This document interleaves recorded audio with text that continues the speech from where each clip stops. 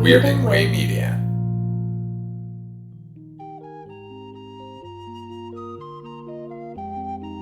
Right, Mr. Walters? You see that guy over there? Now, he's an actor. The guy on the phone, he's a prize fighter. Me, I'm a cab driver. I'm the only cab driver in this place. Hello, and welcome to Night Mr. Walters, a taxi podcast. I'm your co-host, HP. With me, as always, is my co-host, Father Malone. Father Malone, how are you tonight? Good. I flew in on Qantas just for this episode. That is a little taste, a nugget, an Easter egg, Father Malone. That's fantastic. This particular episode that he is obliquely referencing is called Come As You Aren't. This is episode 5. This was written by Glenn Charles and Les Charles and directed by Jimmy Burrows. And this is quite the rebound from the previous episode, as we'll get into in a minute. And a reminder that we are going in broadcast order, not filming order. This one, I'm happy to say, this is the first to focus exclusively on Elaine Nardo, which I'm fairly certain you're happy about, as well as I was, Father Malone. Well, I love Elaine Nardo. She's my favorite. Also, Mary Lou Henner. Can't go wrong there. You know, I'm just a sucker for a redheaded girl with light eyes. I think you are too, HP. Yes, she's fantastic. I mean, Can I be a total pig and just say this episode, it was hard to concentrate for a large swath of it? she's gorgeous. There's no getting around it. Elaine Nardo and the actress Mary Lou Henner, she's fabulous. She's beautiful. She's funny. She's got acting chops for days. I'm not reducing Mary Lou Henner, by the way, to anything other than a fucking awesome performer, a fantastic actress, and also very sexy. There. and we can't forget that she has photographic memory, because she'll tell you about it. You talk to her, and that's probably comes out within the first 15 minutes. I've seen many shows on her. Don't up on Mary Lou Henner in her interview style. How dare you? So, as I said, this is an Elaine centered episode, which I thought was fantastic. But I gotta say, at the beginning of the episode, I was kind of siding with the obnoxious passenger that she picked up. I'll go into this. So it's just by way of summarizing the episode. At the beginning, it's raining cats and dogs in New York. It's nighttime. Oh, it's raining in a horrible process shot. They have this processed rain shot with a spotlight, this auburn spotlight. It's only on the left side lighting the rain that they slap onto every exterior shot to let us know that it's raining out. People walking down the street, spotlight on the left, rain. Cabbie going down the street, spotlight on the left, rain. It's very distracting. Come to think of it, it begs the question, like, I'm thinking back through all the episodes, do we see the cabbies ever driving in the light of day? Because these are the night shift cabbies, right? I guess that makes sense, but how often do you see them driving in the daytime? I can't well, I don't think we've seen one yet, but I know we're going to. No, but you saw an exterior shot of like a helicopter tracking shot. We haven't seen like a rear projection or a blue screen. That's what I'm saying. Like them, because we may have seen shots of like somebody hailing a cab, like a generic B-roll, and they drive up. But that process shot where they're in the driver's seat, no windshield, and there's a passenger in the back, that never happens during the day. Well, no, we certainly haven't seen one yet, no. But we're talking really about Nardo's first customer while she's waiting outside the fucking gallery that she works at, annoyingly, as a receptionist. She's done her first window, right? She's done her first window display. She's so proud of it. And then someone gets in her cab and she becomes the most annoying human being on the planet. Yeah. But she's sort of gazing, with this expression on her face of wonderment at the art display that she's made for the art gallery. And the guy gets in, it's pouring out. The guy just wants to get where he's going. So he says, can we go to the Met? And she says, oh, it's good that you came here on a rainy night, because I'm looking at this art gallery window because, I work in this art. And he basically, he's very polite. He just says, you know what? I'm really not in the mood for talking. Can we just go to the Met? I just want to go to the Met.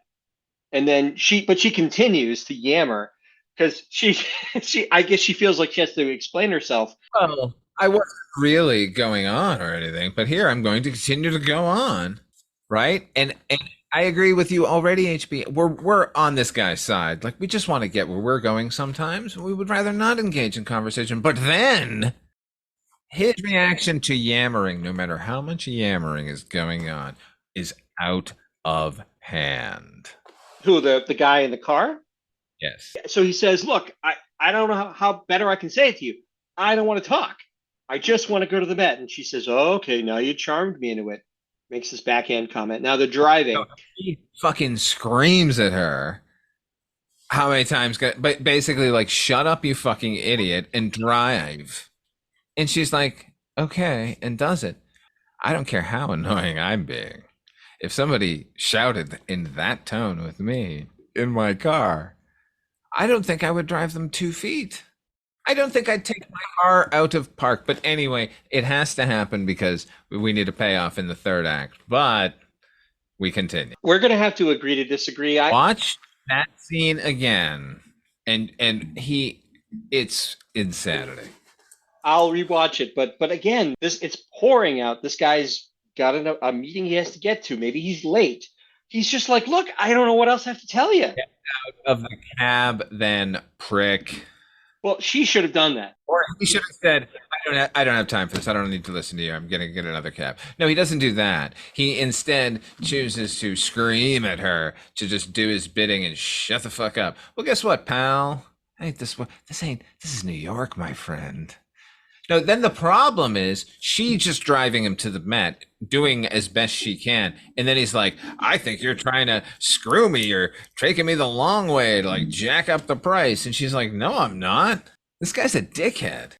William Bogart is the actor. William Bogart, everybody, who's great. He plays a fantastic prick. You might remember him from Small Wonder. WarGames, man. He's fucking Broderick's teacher in WarGames, the asexual sex guy.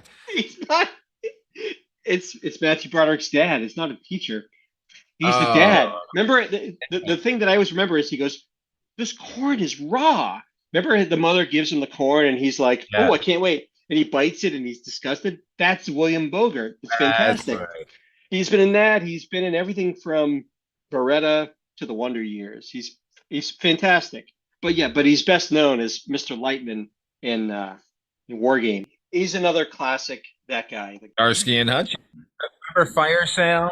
Remember Fire Sale? That big old comedy troupe extravaganza in '77. He's in that. Fire Sale? No. Well, Oh my God, we're gonna have to do a whole special episode on Fire Sale. I would love to. So, but he's this, this jerk in the cab who is being abusive towards Elaine. He wants to just get to where he's going. And as Father Malone just started to say, he notices that he's going a different way, and he believes that Elaine is trying to jack up the fare by going the long way. And she's nice. She says, "Look, it's shorter this way because I think she says there's traffic or something." And the guy just isn't having it. He just says, "You know what? No, this isn't my first trip to New York. Thank you, no." And then they get to where they're going, and she says, "Well, that'll be 218." No. Oh no. You've skipped the problematic middle part of this fucking sequence where she pulls over and basically says, "Get out of the cab." And he says, "No, legally you have to take me to my destination." And she just starts yelling rape. And his counter, his riposte, if you will, "Well, I'm the head of the Gay Liberation Front. No one will believe your rape charge, your casual rape charge in this comedy." Yeah, it's pretty bad. It's pretty bad. And then on basically a $3 fare, he gives her $1 and leaves. Then he leaves without the briefcase. Yeah. And she doesn't keep the briefcase. She just dangles it a little and makes him run for it. It's pouring out. Is it, or is there just a layer of amber lit to the side rain on the very, very dry looking B-roll of taxi shots in New York City? So we're led to believe it's pouring. So she makes him run for the briefcase, and then she throws it out the window, and that's that. Whatever. She had a bad night.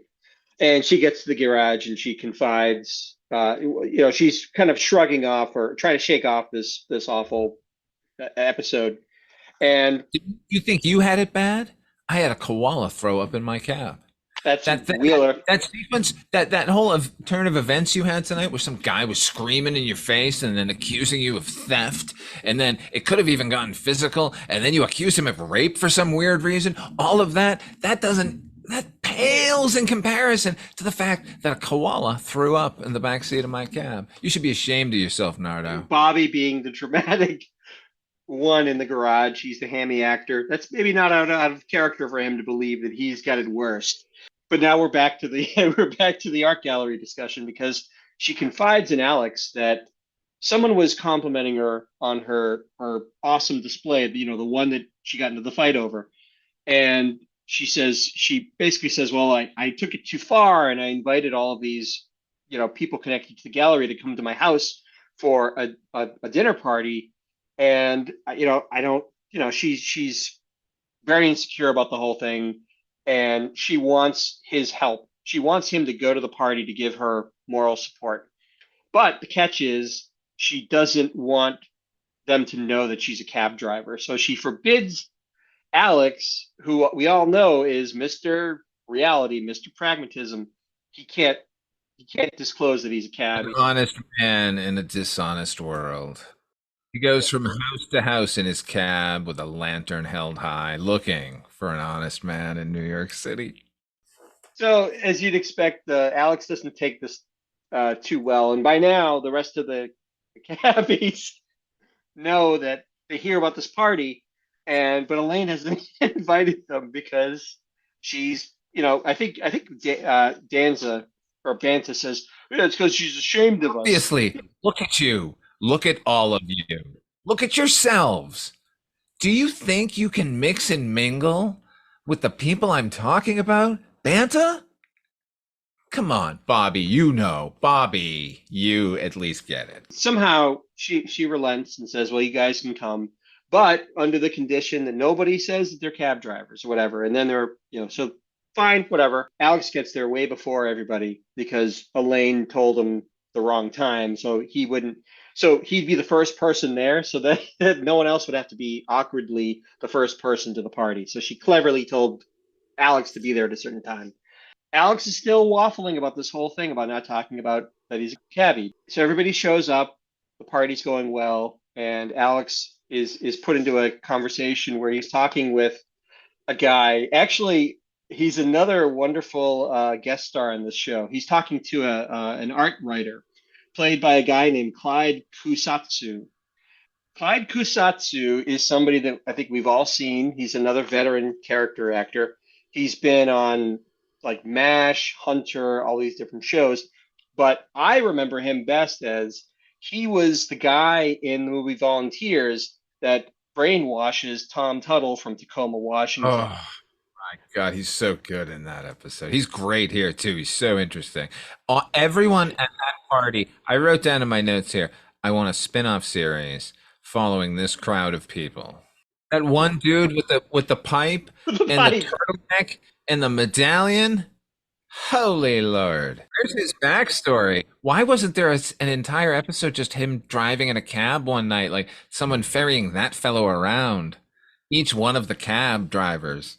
The irony kind of is once the party begins, the focus isn't really on Nardo at all. The focus is on Rieger and him trying to spin this lie because he claims that his occupation is that he puts out oil rig fires. There's like this gorgeous blonde that is all of a sudden very interested in him because she thinks he's got this high risk job. There's the guy with the pipe. The guy with the pipe starts to light the pipe with a match. And in mid sentence, Rieger kind of like licks his fingers and puts out the match and he goes, "Oh, sorry, reflex." It's awesome. People are interested in him. He's comfortable in his new lie. So it's great. He's having fun at the party. In the meantime, the rest of the cabbies have all like they know that this is not their kind of party, so they leave. But Latka is the only one to leave with a date. He leaves with sort of this mousy looking woman. Her name is, I hope I'm pronouncing this right, is Treva Silverman. She was a scriptwriter for the Mary Tyler Moore Show, and for which she won 2 Emmys. Uncredited rewrite on Romancing the Stone. Treva Silverman? Yeah. Interesting. Everything's going great, but at the door, who comes in late to the party? Oh my God. Third act payoff, baby. Here we go. It's the dad from WarGames. He comes in. It's the guy from the cab. So he comes in. The elderly owner of the gallery introduces Elaine to this guy and says, "Oh, I'd like you to meet James Broderick is his name. Elaine, I'd like you to meet James Broderick. He's whatever." And Elaine kind of like she says like, "Oh, I think we've met." And the guy says, "We've met? What do you mean?" And it's clear that he either doesn't know who she is or is choosing not to admit that this is the cabbie that he had a fight with. But it's played to convey that he doesn't recognize her. So Elaine kind of plays it off and then goes over to Alex and says, "Oh my God, that guy from my cab is here." And she's freaking out and she goes, "Oh, but you know what? It's okay. He didn't recognize me." And then, like the flip of a switch, she says, "Well, wait." Now she gets offended.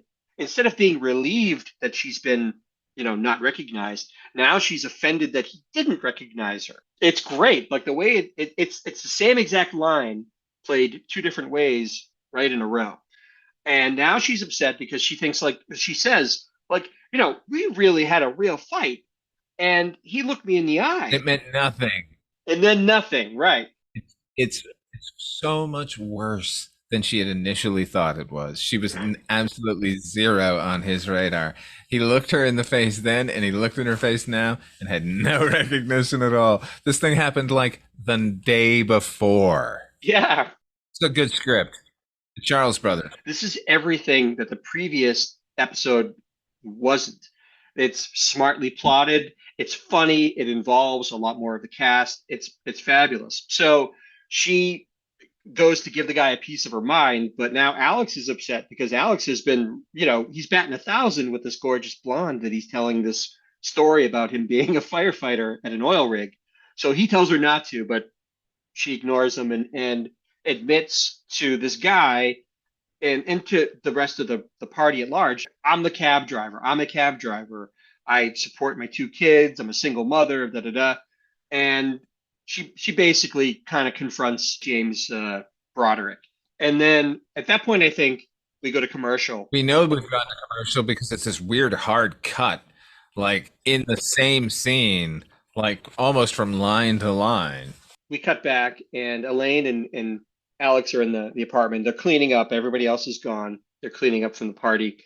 But Alex is sulking about she basically ruined his night by admitting to everybody. This is the thing that she wanted him to do, which is, right, he wanted to originally not lie to people and admit that he was a cab driver, but once he got the attention of this woman, all bets are off for Rieger. So he's sulking. He's no fun. He's kind of complaining and grousing to Elaine, and she's doing her best to try to console him or whatever. And she even admits like that it actually worked out better for her because the guy, the James Broderick ended up apologizing and gave her a tip. And everybody at work now at the art gallery says like they admire her because she's so brave and being a cab driver. But this is cold comfort to Rieger. So he's going to leave. And for me, a big part of why I love it is because it's showcasing that Nardo Rieger relationship, right? Because they end up being essentially close friends or best friends and even closer in at least one particular episode we'll talk about. So I loved that they're showing their burgeoning friendship, So he's finally going to leave. And she admits to him, "Look, I think we're best friends, and I would hate it to think you were going to leave angry." And it softens him up just enough. And he says, "All right." And they hug, and it's a sweet moment, and they leave. So let's talk a little bit about what we loved about this show, about this particular episode. Here's another bonus in this episode visually for me. She has like this 3-foot wicker crow just tucked into the corner of the room. It serves no function. It's all form, but what a form. That's another Easter egg that I'll have to check out. Also, let me get this. I was a pig then. I'm going to be a pig now, kind of. But just to get it out of the way, uh, Mm. uh, the spread, as it were, laid out for her party, includes these two chafing dishes. They are beautiful chafing dishes. I would be proud to own one and display it on any occasion. But they only kind of reinforced this. I'm sorry, this nipple display that's going on amongst all of the women in this episode. It's just a visual uh, sign and signifier, perhaps, of what this episode might be for you as a spectator. That's all. I just needed to say it. Now we can continue because it is a fantastic episode. So I just want to get this straight. So you're saying that the visual of chafing dishes is somehow like subliminally giving. It's either meant to distract us from the fact that there's going to be a lot of nipples on display in this romantic comedy on network television in 1979, one of three channels, or it's meant to say, check it out, y'all. So I it felt like a classic comedically focused, episode of Taxi. I know you've gotten on them in the past for being too sentimental about the struggles, the feudal struggles, and all of that. This this was not. I mean, this was aspirational in a sense that it's Elaine trying to impress the gallery owner and the staff there or what have you. But it to me, it never really felt like, well, this is my one ticket out there. One of those kinds of episodes where it's make or break, and we know it's going to be break. This was lower stakes in that sense, and it was nice that she put on a good party apparently, and everything worked out with her and the James Broderick. So I that's part of what I loved about it. What are your thoughts, Father Malone? I hate the aspirational episodes, except this way, doing it this way. Because most aspirational episodes, it's basically watching a character uh, get the goal in sight, and they're going to leave everything troubling them behind, and then it's snatched away from them.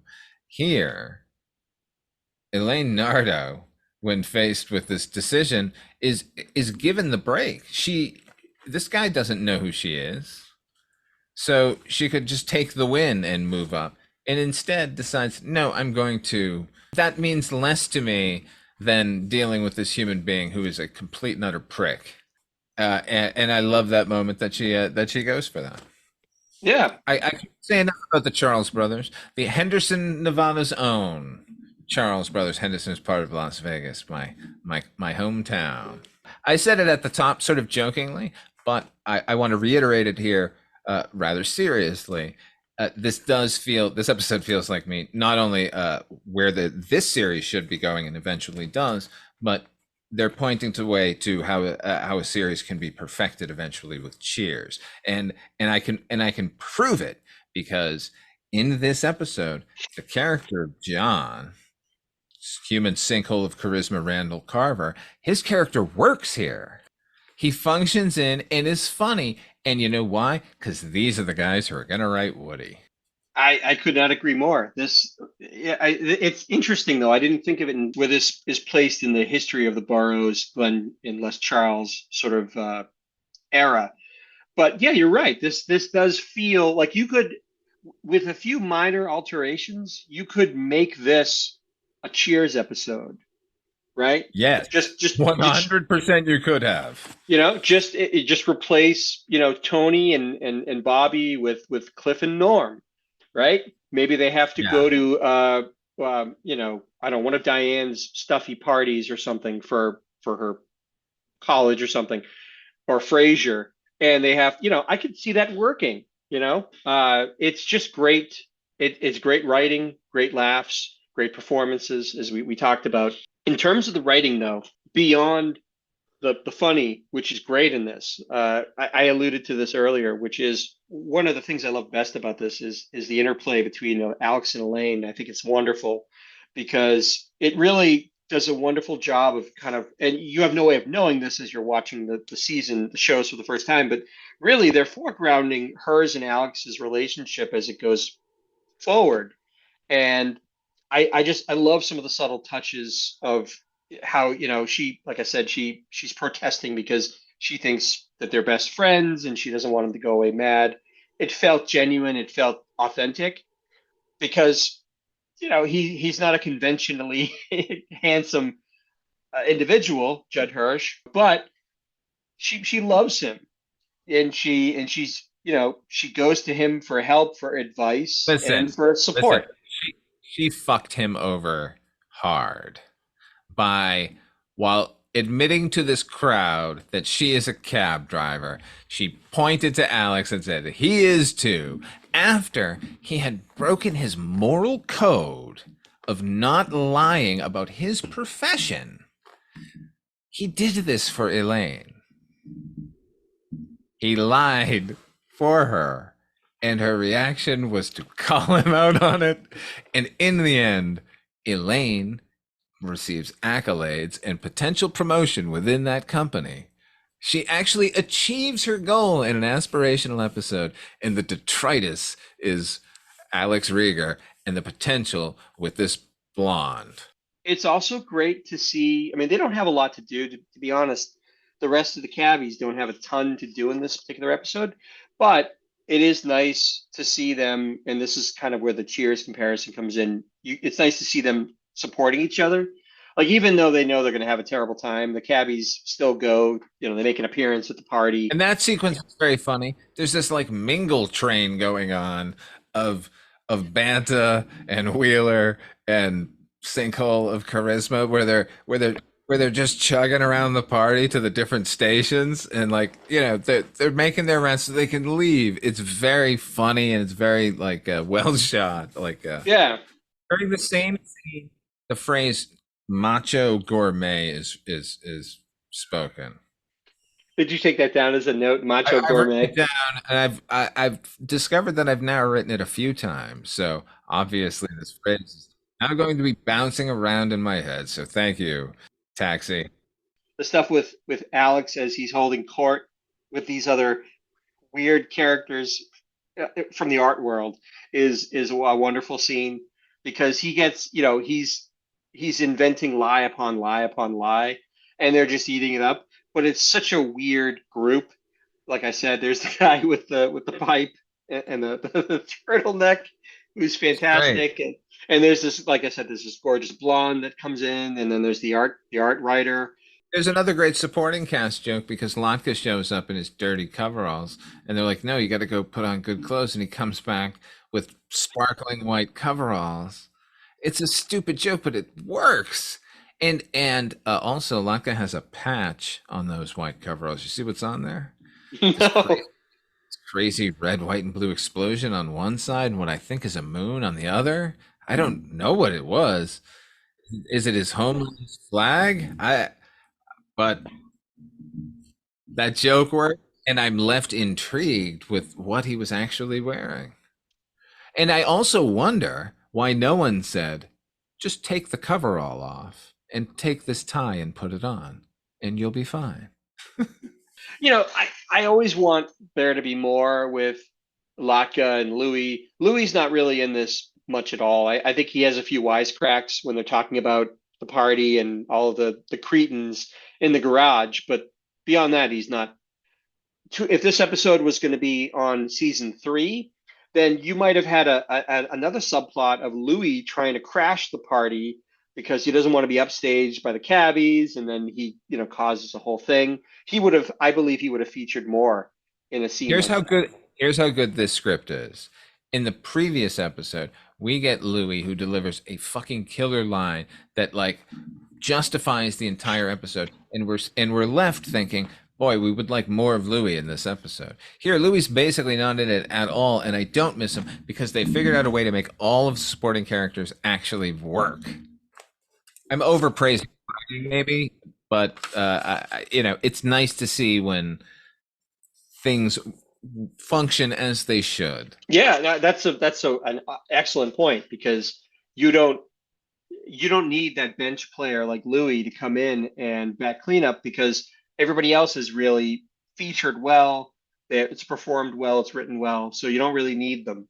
In terms of things that I thought were not so good, and again, there's not much to criticize here. It's a pretty solid show. The cabbies, even though that when they're in it, they're great, they don't really feature all that much. And there's, sometimes in similar scenarios, you might have had something more egregious as the cabbies are leaving. Maybe they make a scene. Maybe, I don't know. They, there's not beyond this like sort of train of them like walking around the room.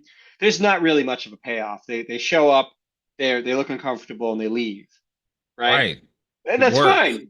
It works, but I didn't miss them at all because that freak show of a party was going on of all of these cuckoo characters. so yeah, and we talked about this already, but Louis is not in it that much. But you reckon it's more of a plus because that means everybody else is balanced enough so that you don't need a Louis to come in and spark something. Hell yeah! In a romantic comedy where the two characters would be the romantic leads are actually playing off of each other instead of into each other, like as friends, as best friends. And oh man, what a I would never forgive her. I came to your party to support you, and I lied for you. And then you cockblocked me with this gorgeous woman who's way out of my league. God damn it, Nardo. Her reaction should have been, I'm going to get further into the art world, and there'll be even more beautiful women that you can lie to. But here's the thing: you put yourself in Rieger's shoes, okay? You probably already have a crush on your coworker, Elaine. It's probably you haven't admitted it to yourself, but maybe you already have a crush.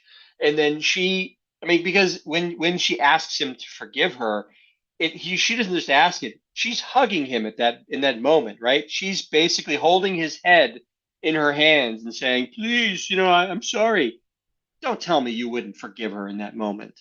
You, like in that moment, physically with Elaine Nardo. Come No, on. I would not You forgive wouldn't. her. You would not No. forgive her. I'm just saying, if I had a friend who did that to me, like, yes, as beautiful as she might be, and if I had a crush on her or whatever, like, there would be part of me forever would think, I remember when you did that? Why did you do that? Sure, but you would eventually come around. Actually, you know what? No, because I've been in a scenario like that where there was a girl who was out of my league, and somebody sort of swooped in at the last second, and I'm never going to forgive them. And I'm in touch with them. They don't know about the grudge, but it's there. So I'm speaking as Rieger here. Let's talk about yellow lights. What does a yellow light mean? Reminder, we score from 1 to 5 yellow lights, and 1 being terrible and 5 being this is the quintessential taxi episode. Let's start with you, Father Malone. How many yellow lights do you give this episode and why? Give it a 4, solid 4.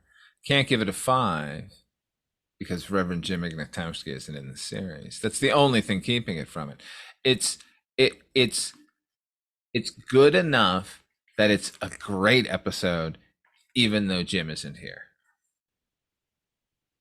And I agree with you 100%. I give this 4 yellow lights as well because although this may not be like if aliens came down to Earth and asked what is the quintessential taxi episode, this wouldn't be my top choice.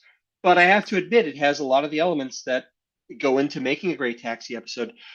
I think in your case, I think you're giving it bonus points because you don't like when it goes into the more maudlin, these Pyrrhic victories that they have that don't amount to much. I don't like when things are overwritten. There's ways to do this comedy on stage, and and make it like this episode. Like it's just because the most of the writers on this show have been doing it for many years, and I'm not knocking them because they're writing some of the best stuff as well, and we're going to see more of it. It's just in comparison, maybe to the episode the previous episode, like this one just sings, and it's the way it ought to be. To quote Cyrus. Somehow, I was watching this in preparation for this for recording this podcast, and I can't say this was one that stuck out in my mind as being one of my favorite Taxi episodes, but I was very pleasantly surprised as I was sort of watching it with a different perspective today. And I have to say, I enjoyed it a lot more than I recall enjoying it because it's got a lot of the elements that I love about Taxi, and it also lays the groundwork for Elaine and Alex's relationship, as I said before, which is going to be a cornerstone of good Taxi episodes, I think. And Um, it gave me the name of my autobiography, Father Malone, Macho Gourmet. You can get that on Amazon as a download. Audible. Also, I think Randall Flagg appeared in the episode in that party. There's a man all in denim by the door, a tousled haired, dark looking man. So this might also exist. The Taxi universe might coexist in the Stephen King universe. It might just be happening in my mind. with that, I think that's going to do it for another great episode of Night Mr. Walters, a Taxi podcast.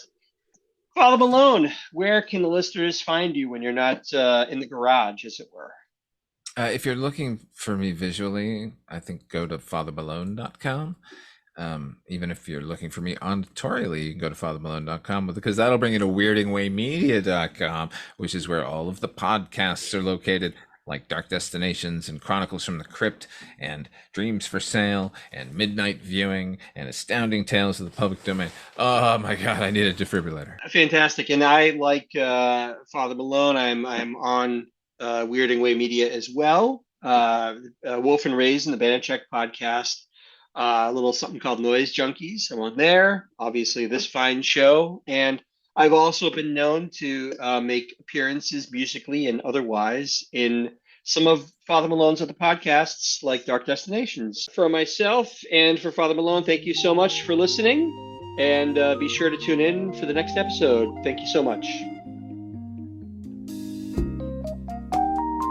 Night, Mr. Walters.